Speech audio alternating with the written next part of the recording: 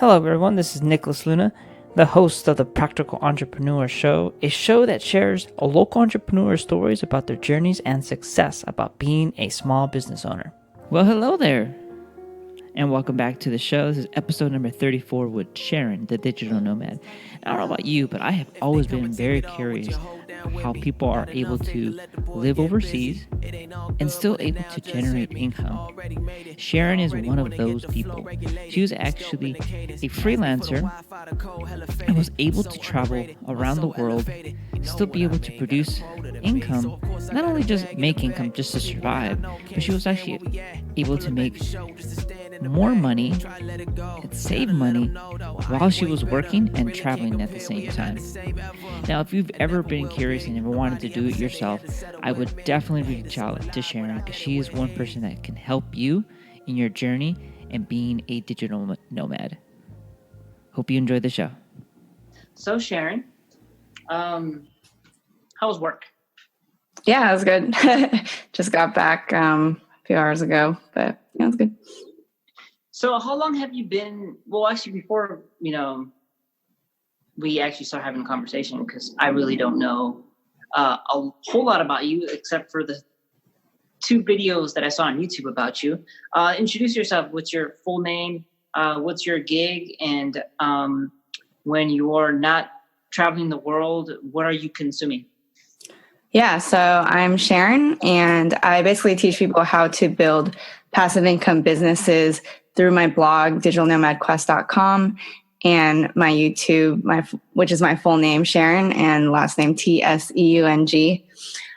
So basically my story is I did marketing for several years, and I ended up quitting my job like in 2016. I traveled the world for 2 years as a digital nomad, basically building passive income streams while I was abroad, and ended up coming back home to the Bay Area after 2 years. And now I teach people how to do the same. Got it. Now, what made you get into marketing in the first place before you started traveling? Yeah, I guess I did internships in marketing. I was always interested in it because it has that creative aspect as well as the analytical aspect. And I feel like I kind of have both of those parts. And I find it's really crucial for any business. So I'm glad I chose this route because it's great for my own personal businesses as well, learning these different methods in marketing and applying that to my own businesses. Okay. When you first got into marketing, what year was it? 2012, but I did take some internships before that. So I graduated from college in 2012. Got it. How has marketing changed from 2012 to today? A lot of it's social media now, and a lot of it's about content marketing. So I think before it's you put out paid ads and you're telling people to buy. And now it's kind of moving in the direction of let's give you value through informational content and build trust with people. And then later on in the funnel, you upsell them with products. But it's a matter of building out a lot of content and, making people trust you, giving them value first. And then later on, you upsell something. Got it. Now, I was watching your first video the other day and how you worked in marketing and you were able to secure a couple customers that will help kind of give you a base while you're able to travel. What were your, what were you doing for those particular clients overseas that helped you? What were you doing for those customers that allowed you to pretty much work from anywhere? Yeah, so initially I was a marketing manager at a startup, and I was doing that full time. And then I decided to take some part-time remote positions, 2 of them. One of them was developing creatives for paid ads for one client. The other one was actually just managing the paid ads for them. And then for my full-time work, it transitioned into part-time remote work because I told them, I'm leaving. I'm going to go travel and do my digital nomad thing. And they allowed me to do that part-time. But eventually I transitioned that into building my own passive income streams through Etsy and Amazon and affiliate marketing as well. Okay. And one thing that I found very interesting that you mentioned in one of your videos, that you were actually able to save money while you were living abroad because it was so cost effective to live in Chiang Mai, right? Yeah. Chiang Mai I found was that super interesting. I was like, oh wow, like I never thought about that. Yeah.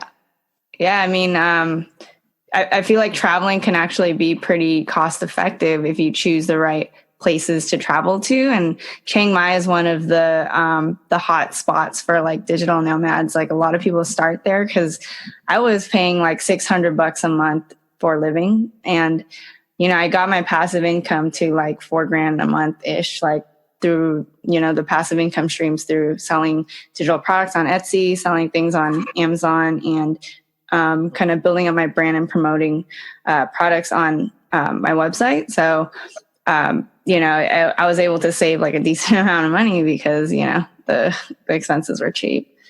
Oh, very cool. Now, a question as far as like when you're living in another country, is there any issues as far as, I guess, a visa or being there more than after a certain amount of time? Did any of that come into play? Yeah. So I know in Europe, I went to like Bucharest for a period of time, which is outside of I think it was called the Schengen area or something like that, where you can only be there for a certain amount of months. So I hopped out of there and then like came back to the other European countries. But I was in Bucharest for like a month. It was really cool. And then in Chiang Mai, I think I hopped over to like Hong Kong and then came back. So same thing. They had some like max amount of months you can be there, and then that you just hop out and then come back in, basically. Okay, so that's how it works. Because I think I had a buddy who kind of did that. Mm-hmm. He built a website, and he lived between the Philippines, Thailand, and Vietnam. Yeah, it's the length amount of time that he could stay there without getting a visa, and then he would just bounce around. As far as like when you had to do that, so I'm assuming you had to pack light. So how was living that lifestyle? Yeah, I basically had a carry-on like suitcase and a backpack the whole like 2 years. I found that I don't really need that much while I'm abroad. And that kind of proved it, right? Like you just basically need some clothes. You need like a laptop, and like money, like passport. Like you don't need that much because you can just Airbnb a place or something and have a place to live, and you're like good, so. And as far as like money, and as far as like in currency and stuff like that, now since you're getting most of your income generated online, right? Yeah, pretty much. How are you able to, I guess, either withdraw that money or book an Airbnb? Are you able to book it, pay it through PayPal? I'm just curious. Yeah, so I think like when you book Airbnb and flights and everything, you can just use your card. It's like all good. You can use PayPal, but you just have to tell your banks like, oh, I'm traveling to these places, so they don't think you're like someone's jacking your card or whatever. Okay. And then I had a debit card and a credit card that I would bring around that had like no foreign transaction fees.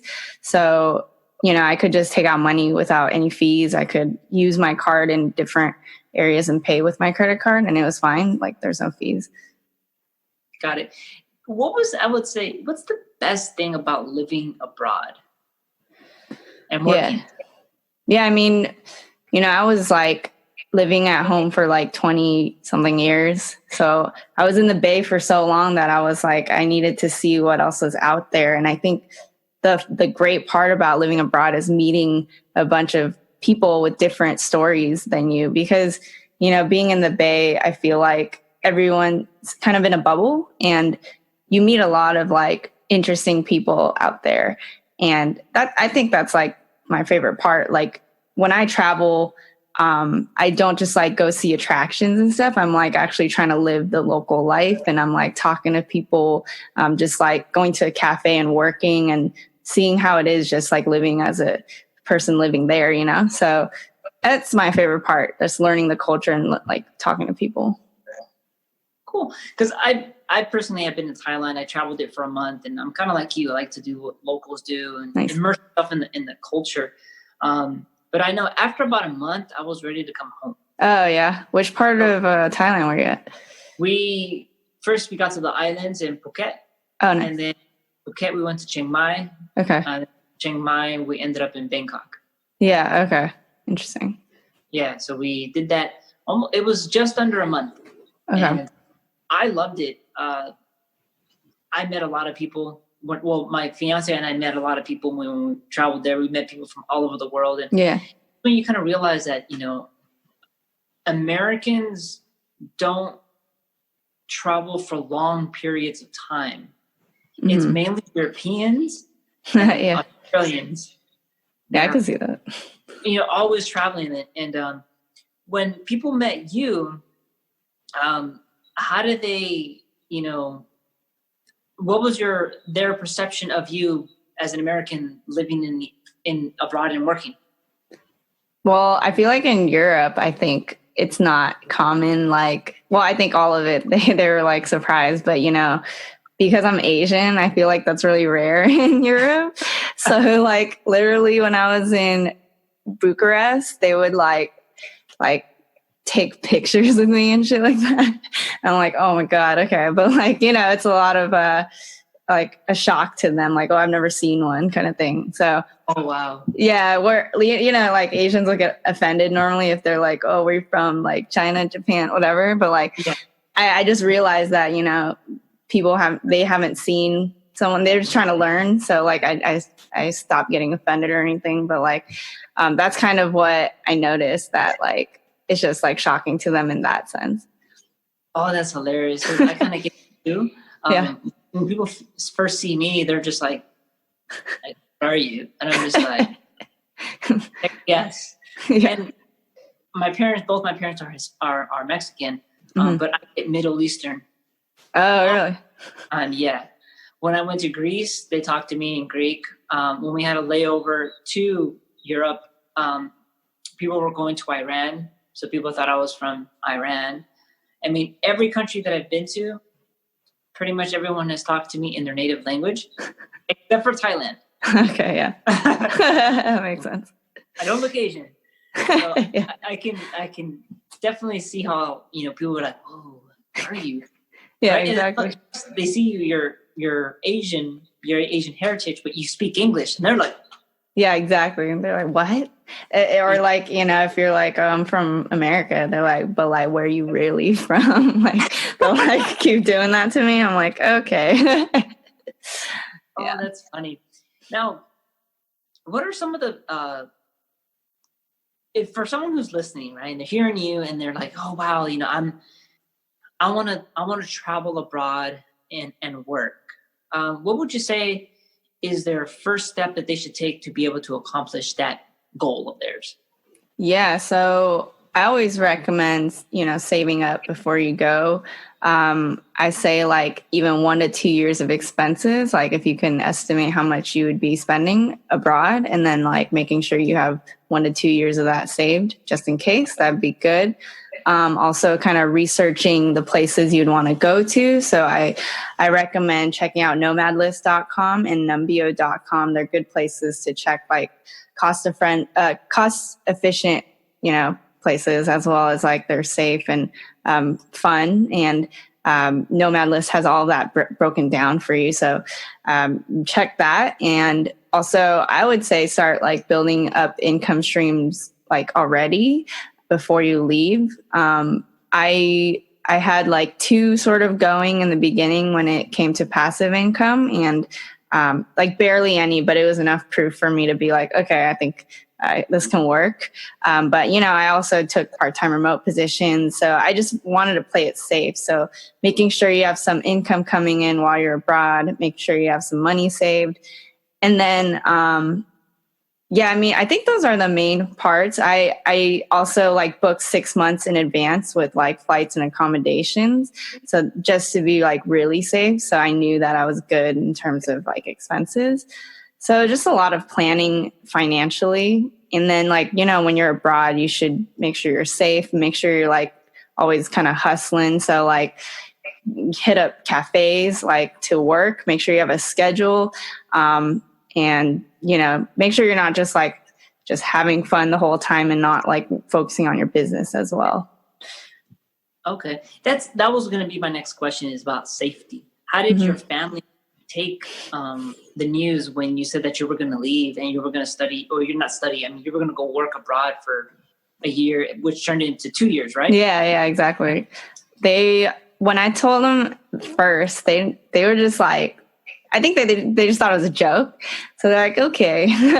And then like later on, I asked my mom something about health insurance abroad, like, oh, how do I get that? And then my mom started crying because she didn't realize like I wasn't bullshitting. So she was like, oh my God, you're actually going to do this? Like, they were definitely scared because, especially as a girl traveling alone, it's a little bit more like concerning for them. So they live in Hong Kong for like half the year. So I ended up visiting them like a good amount of it, as well as I bought like a Europe trip for them. Like me and my brother bought one for them so that they can see me. And then I did come back for a bit, so hung out with them then. So I made sure to always like keep in contact with them and like, I still love them and I want to make sure they know that I'm safe. So, yeah. I mean, I think I've always thought that's been pretty cool. I love to travel. I haven't been traveling now because I'm personally building my passive income. So I could just imagine how it would be to live abroad and work and be able to kind of live that nomad lifestyle. Let's just say someone who's listening, they are making passive income, but they're scared about, safety and I guess bouncing around and always having to move. How were you able to, adjust? Because you said you were going to go for a year, but you went for 2 years. So what would you tell that person who's like on the fence about it? Like they are producing passive income, but they're unsure about the uncertainty of traveling all the time. Yeah. Well, first, I think travel isn't for everyone. Like, I don't, if that's not the life you want, then don't do it, But if something that's calling you, like you want to experience this life abroad, I think it's just a matter of taking the leap. I think like for me, I was not sure if it was going to be a right fit for me, but I just knew that if I never did it, like, how would I know the answer to that? So at least going out there, I would be able to answer that question. Like, oh, maybe digital nomading isn't for me. Then I would know, right? So to me, it's just go for it. And when it comes to safety, you kind of just have to like be like how you normally are. You normally are gonna watch your stuff. Like, you're not gonna go out at night by yourself, like on the streets when it's not safe. Like, you just got to be like aware when it comes to safety. And I think if you do that, it should be okay. But I mean, I don't want to be like, oh, definitely nothing's going to happen, whatever. Right. But like, just like, you just have to like be cautious and aware. And when it comes to like adapting to new places, I think in the beginning when I like started nomading, it was really exciting when I went to these new places and checked out the experience in these different countries. But I think after a while, you just start getting used to it. It's kind of weird. It's just like living in another country. It's not really like traveling. It just feels like, oh, I'm going to live in Hong Kong now. Like, I'm going to go live in, I don't know, Berlin now. It's like, it's just, you just get used to it. So. Okay. Yeah. Cause I mean, at least for me, I was in Thailand for a month and I was okay, I'm ready to go home. But one thing that helped me, I guess, settle down was food. Like, I'm your typical American. Like, when I had a burger in Bangkok, I'm like, yeah. that made me feel like it's like a sense of like kind of like okay, it's kind of like home. Yeah, I get it. What helped? Was there something like that for you that helped you kind of bring you back home, that made you feel comfortable? Yeah. I mean, food's actually a huge one where, because I like love Asian food. So when I was in Europe, I was like struggling. So like I would always like look it up on online, like where the closest like Chinese or Vietnamese or Japanese food, whatever, like anything Asian that I could find, I would like frequent those restaurants. And I think when it comes to like finding that sense of home or whatever, like I think having a close community is very necessary. So, people always ask about like, do you get lonely or whatever? But yeah, you like there are times it can happen. But I think the best way of like feeling that that sense of community is kind of looking on like Facebook groups and looking at nomad lists like Slack and going to co-working spaces, like meeting people that are kind of like-minded. And I ended up meeting some of my closest friends in Bucharest, actually, where I went on a Facebook group and was like, hey, like, are there any nomads here?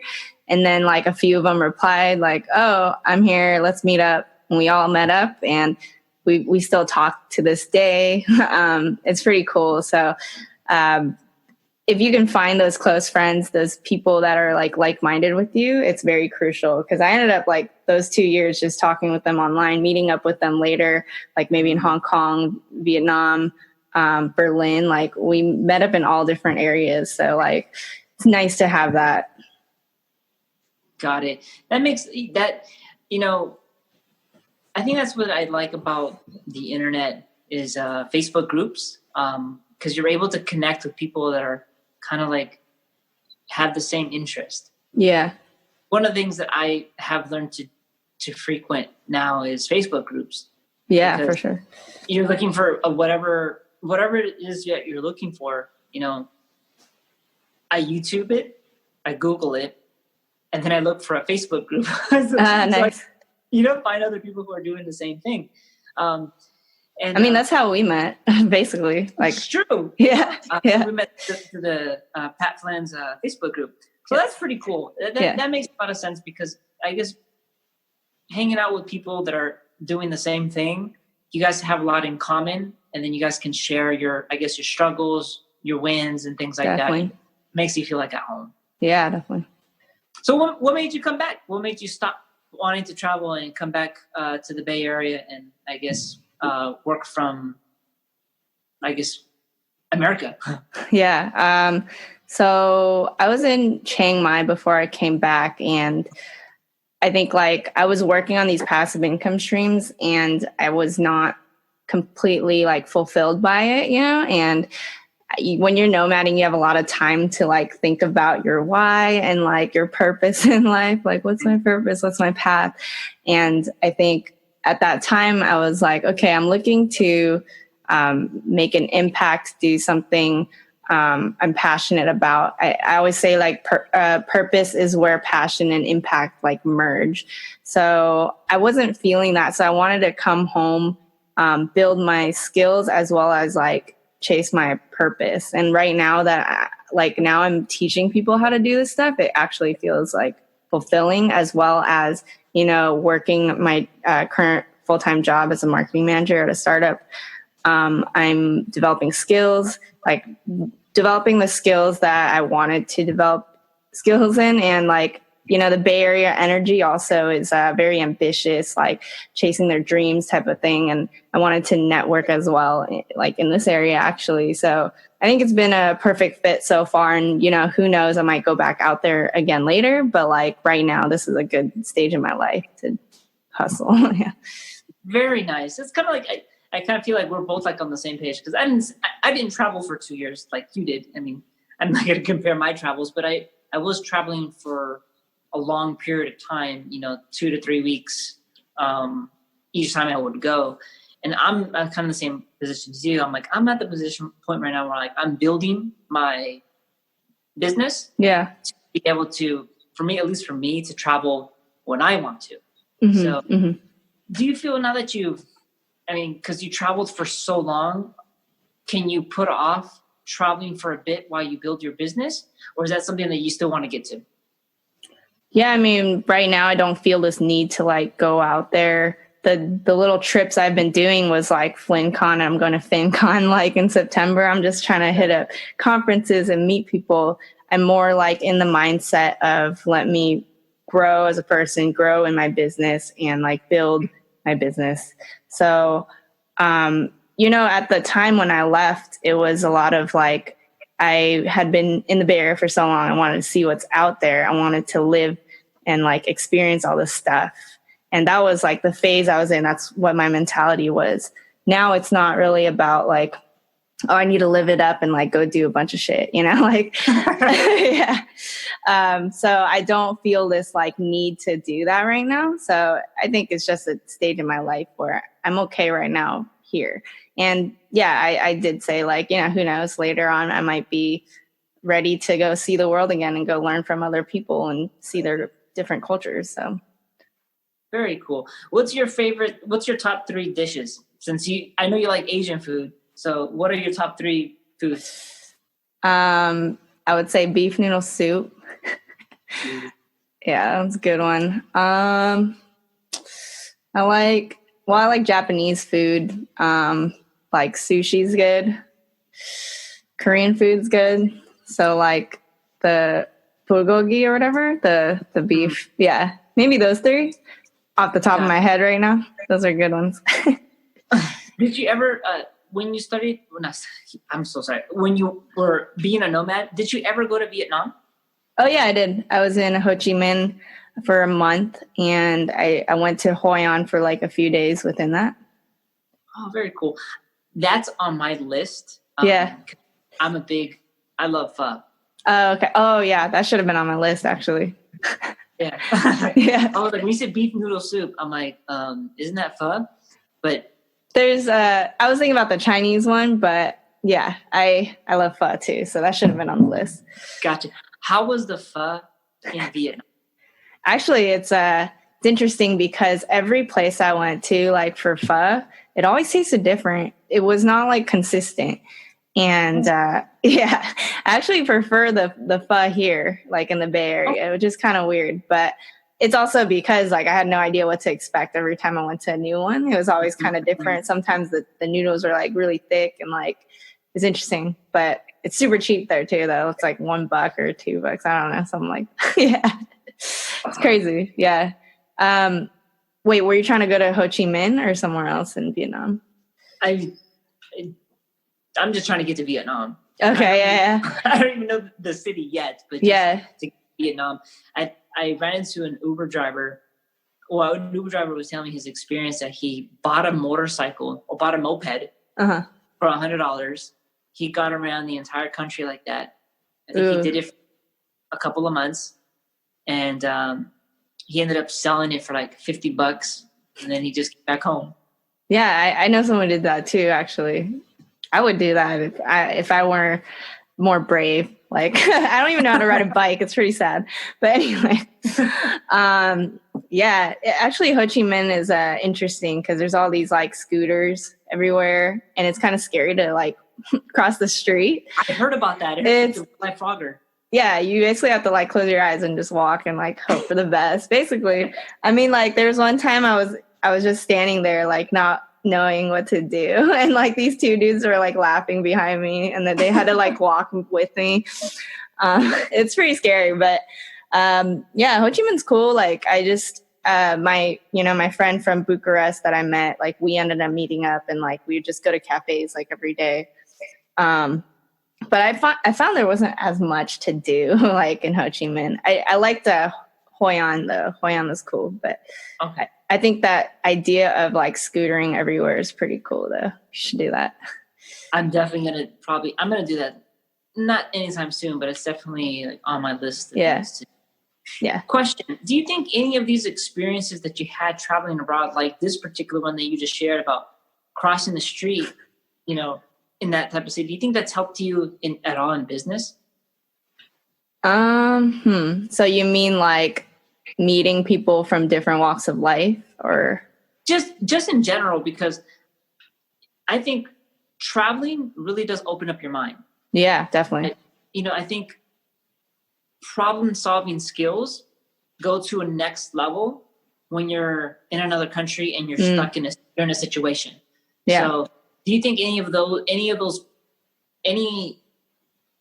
experiences that you had while traveling has helped you become a better problem solver now while you're back at home? That's a good question. I would say that the thing that I could relate to with like travel and business is like every time I go to new places, there would be something about it of like they're offering some, I don't know, some restaurant idea that I never thought of, or like some product idea that I never thought of. And I'm like, oh, I should bring that back to America or whatever. I mean, I never actually ended up really doing that, but like, it brings up a lot of like new ideas, like, in places like board game cafes are super popular in some of the European places, or like, this like salad, Chipotle style salad thing was like really popular in one of them in Lisbon, I think. Like little things that I didn't really like think of normally, I would be like, oh, that's actually an interesting idea. Like, wonder if you can take it back to the States if like it doesn't exist already, whatever. So I think, a lot of it is that it's like, it gives you some new ideas, like seeing, how they're running their businesses, or like, if they have new ideas. Also, like when I was in Thailand, I saw like really cool products that I wanted to like see if I was thinking like, oh, maybe there's a way I could like partner with some of these people and like sell some of these products. So like little things like that, you just end up like sparking new ideas because it opens your mind. Gotcha. Actually, now that you said Thailand, that reminded me, I think it was in Chiang Mai.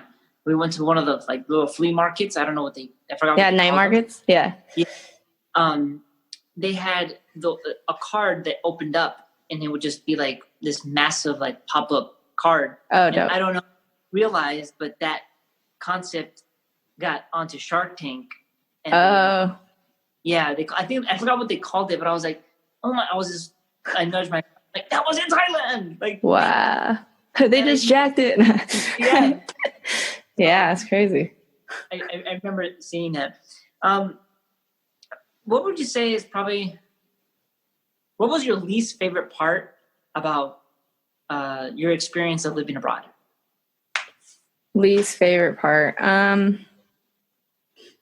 think it was like that, sometimes that feeling of loneliness, or like feeling like you have a lot of time to think, like, by yourself. And it's good for like a period of time. You can like be introspective and like maybe have some revelations, but sometimes you don't want to have that much time to like just think, So I think those two things, like the loneliness aspect, like wanting a community, because when you like travel a month at each place, even if you meet some of your closest friends there, they're usually not going to nomad with you. They're going to nomad to another place. And that's kind of like a sad feeling that every person you meet, it's like you're going to come and go. Maybe you'll meet up later, but like you're not going to like talk to them for that long, So yeah, it's those things I would say.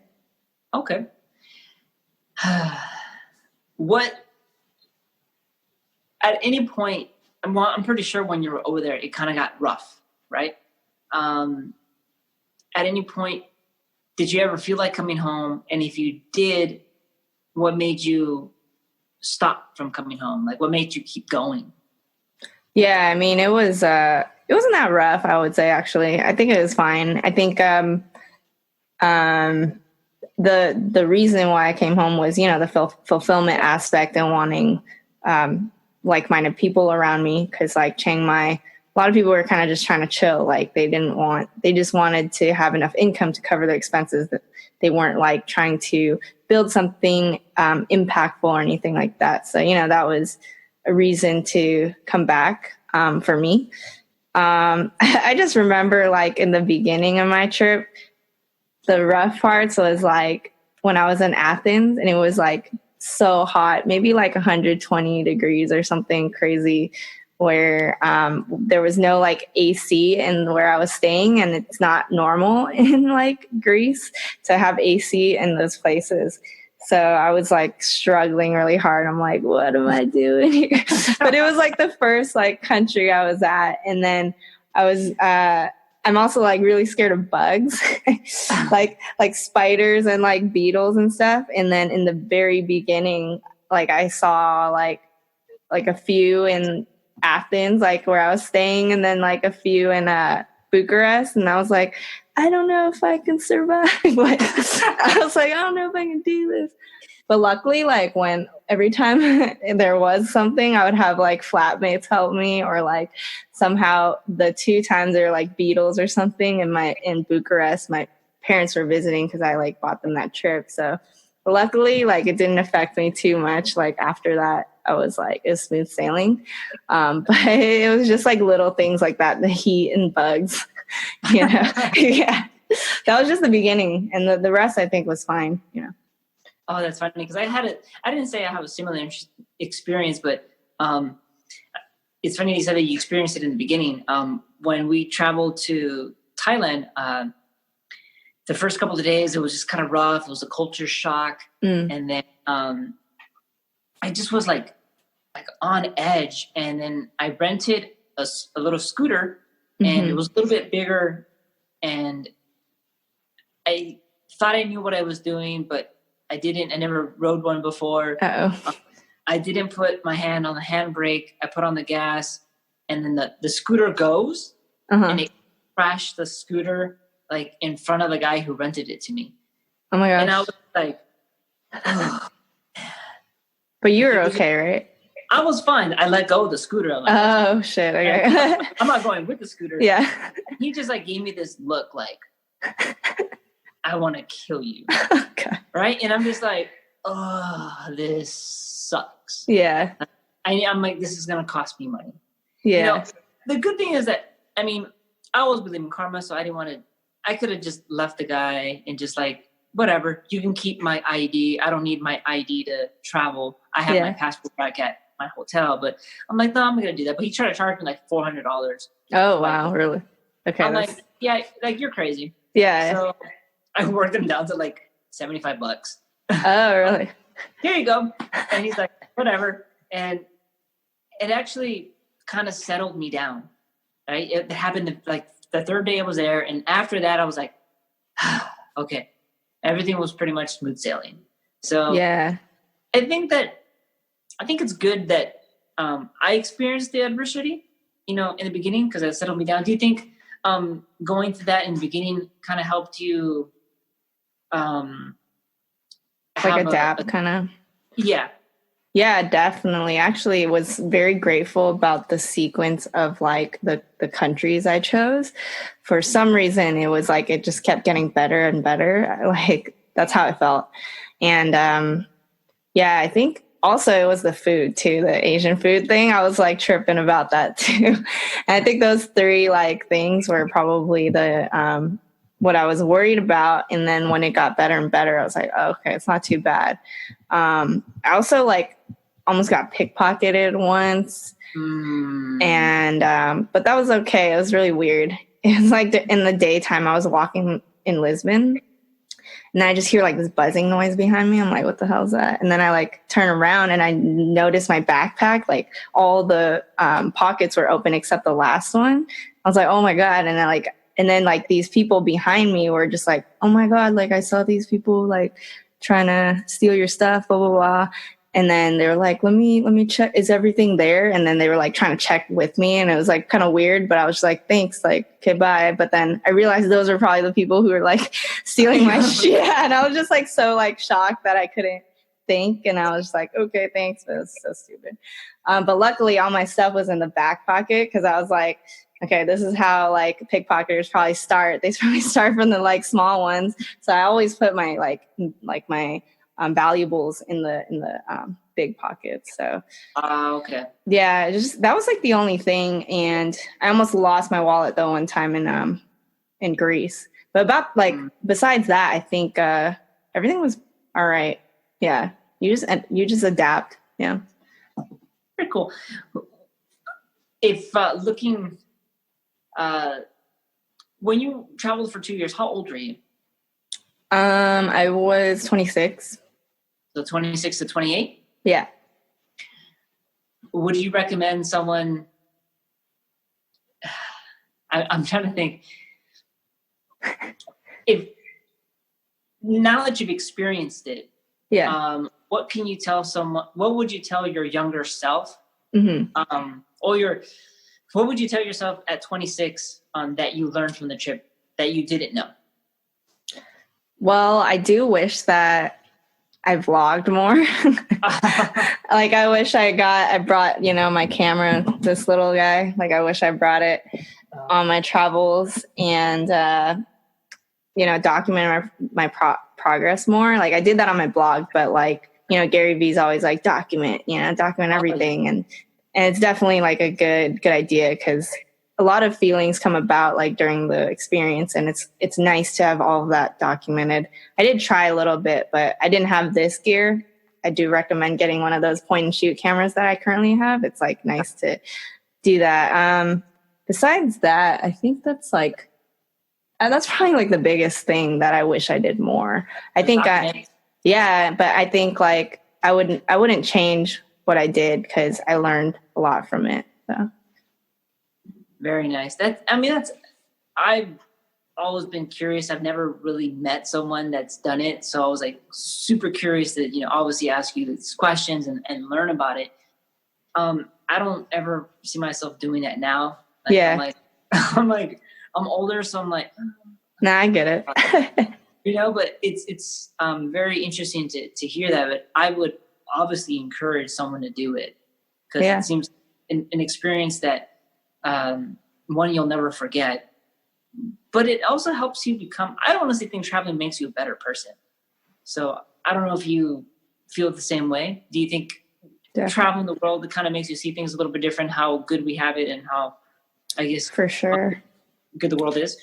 Yeah, I mean, I'll meet people like abroad that make like $600 a month or like less, and that's normal there, which is, what's that equate to, like $7,200 a year, and that's like insane to me. And I remember talking to one of them. He's like, yeah, I can barely like pay my bills, and like I try to build my own business and stuff, but it's the opportunities in like Greece are a lot less than here. If you're trying to build, for example, we talk about building online businesses, we have to kind of have like English knowledge, like we can target the US. But if you're in like Greece or something, it's like, a lot harder. Your English probably is not as good. It's hard to build like a ranking site or whatever. And it's just like the opportunities are different. So I'm very grateful. It taught me so much about gratitude. I just appreciated home like so much more. But also, like I found that the way I was raised, I was very like expected a lot from myself. Like I'm like kind of high achiever type of thing, but also like it makes me, I don't know. I think it like traveling abroad and seeing like a lot of people pursuing their passions and like being very present in the moment and like enjoying life. I was like, this is probably a better way of living, like being able to like really appreciate the present versus like here we're like trying to chase like success or something like that. I could just see the differences, and I'm like, like I can learn from people out there. So it's just, I just appreciated all different walks of life and being like, okay, there's no one like good way to live. Like there's no like set rule on how you should live. You know what I mean? Yeah, exactly. That's awesome. I love hearing that. I hope people who are, listening hear that and, really get themselves uncomfortable in traveling, because it really does give you a different perspective. And you, like you said, the person who's making $600 a month and they're pretty happy about that. I've seen it. When I was in Thailand, I'll never forget. There was a family on a moped. It was dad, mom, baby in between mom and dad, and their like 5-year-old son I've seen that. Yeah. Like 4 people on a moped. And I'm like, wow. Yeah. I've seen that plus a dog on there too. Yeah. Crazy. Oh man. It just kind of puts you on like, okay, you know what? And that's, to them, that's okay. That's their life. And like you said, there is no one way of living. There's so many different ways, and traveling makes you see that. Yeah, definitely. I mean, I feel like I met a lot of really happy people. Like they're probably happier than me. Like like their way of living is good, So it's like there's no set way. Cool. Well, thanks so much, Sharon, for having this chat. I've learned a lot, and I've enjoyed hearing your stories because, I mean, I'm not traveling now, but as a previous traveler and going to travel in the future soon again, Awesome. It makes me happy. Like to hear that from you, that all the experiences, and it only confirms my belief of travel, and it's pretty cool too that you shared your story, how you're able to save money while you lived abroad. Yeah. Never thought about that. I'm like, wow, it's interesting. Like if you were able to make $4,000 a month and your living expenses only $600, yeah. Oh, exactly. And you live in another country, like you're like, what more do you want, right? Yeah. So that's pretty cool. Yeah, that's it. Cool. So thanks, Sharon. Where can people find you online so they can follow your journey and kind of take some of your advice of being a digital nomad and traveling the world and building passive income? Yeah, so you can find me on my website, digitalnomadquest.com. I also have a YouTube and a podcast as well. My YouTube is just my full name, Sharon, Tseung. And my podcast name is the Digital Nomad Quest Podcast with Sharon Tseung. So awesome. Again, thank you so much, Sharon, for being a guest, sharing your story. I hope someone listening to this gets, I don't want to say inspired, but maybe overcomes their fear and does what Sharon did. She traveled the world, worked remotely, lived practically, and was able to save money while living the life.